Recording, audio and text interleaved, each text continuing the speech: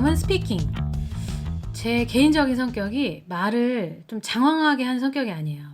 어떤 사람들은 보면은 이제 같은 말도 이런저런 표현으로 되풀이하면서 막 이렇게 여러 번 말하고 막 이렇게 그렇게 얘기하는 걸 좋아하는 사람도 있는데, 저 같은 경우는 그냥 요점만 딱 전달하는 걸 좋아하고 말을 많이 하는 거를 좀 체력적으로 힘들어하는 편이에요.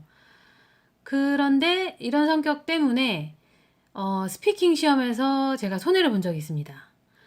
제 실력보다 점수가 너무 낮게 나왔다라는 생각이 드는 거예요. 처음에는 왜 그런지 이유를 잘 몰랐어요. 근데 나중에 깨달은 것이 제 성격 때문이었더라고요. 아직도 제가 기억이 나는 게, 그날 주제가 좋아하는 텔레비전 프로그램에 관해서 이야기를 하는 거였어요. 이제 그때 당시 저는 이제 막 개그 콘서트를 되게 좋아했었는데, 거기에 닥치고라는 코너가 있었거든요. 닭 분장을 하고 닭들이 이렇게 학교 봉숭아학당의 그 닭 버전 뭐 이런 거 같은 그 코너 되게 좋아했었는데, 그래서 그 닥치고 코너를 얘기를 했어요. 그거를 근데 제 성격상 그거를 막 수다스럽게 막 장황하게 이야기를 하는 그런 스타일이 아니라서, 그냥 제가 그 이야기하기 전에 이렇게 그 얘기할 거 메모할 시간을 주잖아요. 그때 메모한 대로 조근조근 얘기를 하고 나는 내 할 말 다 했다 이렇게 생각해서 말을 딱 끝냈는데, 시간이 아직 남아 있는 거예요. 그래서 제 생각에 한 2, 30초 정도 좀 침묵이 흐른 것 같아요. 근데 저는 또 성격상 뭐 면접 자리에서조차도 이렇게 뭐 정적을 두려워하는 성격은 아니거든요. 그래서 별로 신경을 안 썼어요. 근데 나중에 깨달은 것이, 주어진 시간 중에 말을 안 하고 있는 그 정적이 있다는 거, 이게 그 사람들, 그러니까 심사위원들 입장에서는 말이 유창하지 않다라고 판단을 했구나 라는 생각이 들더라고요. 그래서 스피킹 시험을 보실 때는 저 같은 성격의 분들이 있다면 그 순간에만큼은 다중이로 돌변을 하셔야 됩니다. 시간이 다 될 때까지 무조건 떠드는 게 좋아요. 제가 이제 캐나다에 와서 살면서 더욱 느끼는 게 뭐냐면, 이 영어권 사람들의 성향이 기본적으로 한국 사람들에 비해서 엄청 수다스러워요. 그게 그 사람들한테 자연스러운 거죠. 그렇기 때문에 우리 기준에서 좀 오버한다 싶게 떠들어줘야 그 사람들 기준으로는 보통 사람일 거예요. 그거를 염두에 두고 좀 본인 성격보다 좀 많이 수다쟁이가 돼야 된다라고 생각을 하시면 좋을 것 같습니다. 리딩 시험에서 가장 중요한 팁은, 모르는 단어가 나오더라도 그냥 넘어가는 습관, 요거를 신경 쓰는 거인 것 같아요. 한 문장의 뜻을 정확히 모르더라도 다음 문장으로 넘어가고 또 그 다음 문장으로 넘어가고, 이렇게 해서 전체 글의 요지를 파악하는 요령이 필요합니다. 모르는 단어가 나와서 어떤 한 문장의 뜻이 정확하게 해석이 안 된다 해가지고 이제 거기서 패닉이 돼가지고 머물러 있으면 이제 망하는 거죠. 저 같은 경우도 제가 이제 석사과정 논문을 이제 호주에서 썼잖아요. 그래가지고 그때 이제 그 논문을 쓰면서 이렇게 그 읽었던 레퍼런스들, 그러니까 다른 논문들이죠.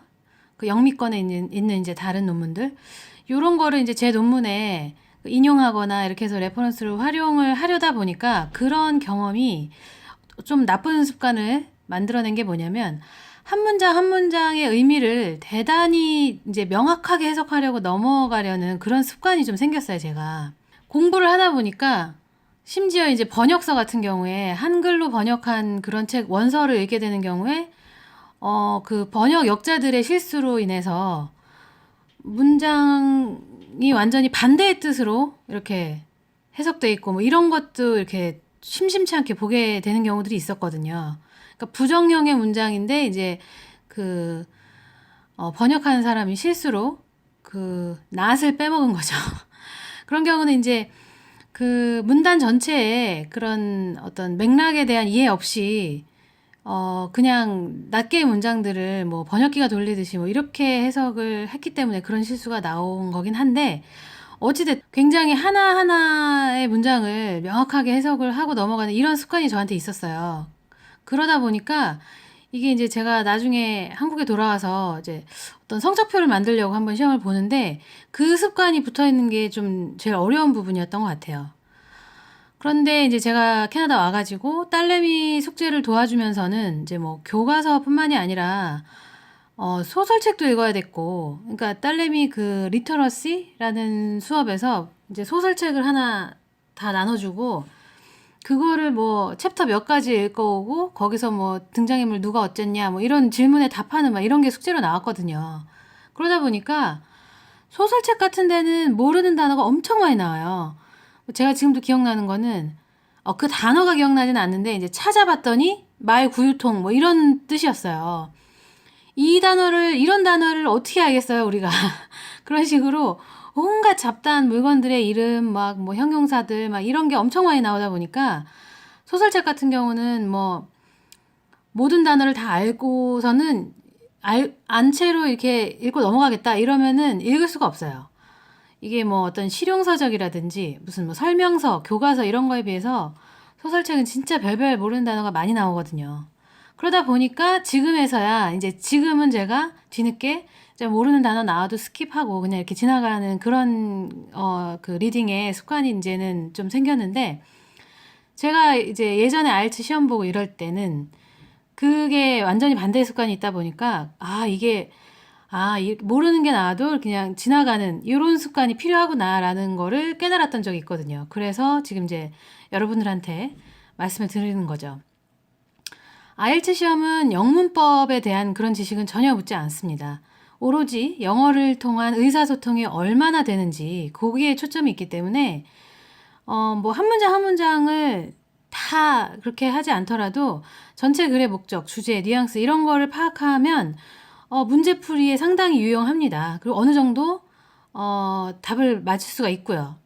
그렇기 때문에 이제 그 평소에 그 리딩을 할 때 모르는 단어가 나오면 그거 찾고 넘어가고, 그거 찾아서 그 문장 이해하고 넘어가고, 늘 이런 식의 습관을 갖게 되시면 시험에서는 찾을 수가 없잖아요, 모르는 단어를. 그러니까 이제 상당히 거기에서 이제 좀 당황을 하시게 될 수 있죠. 그렇기 때문에 평소에도 이제 모르는 단어를 그냥 넘어가는 습관.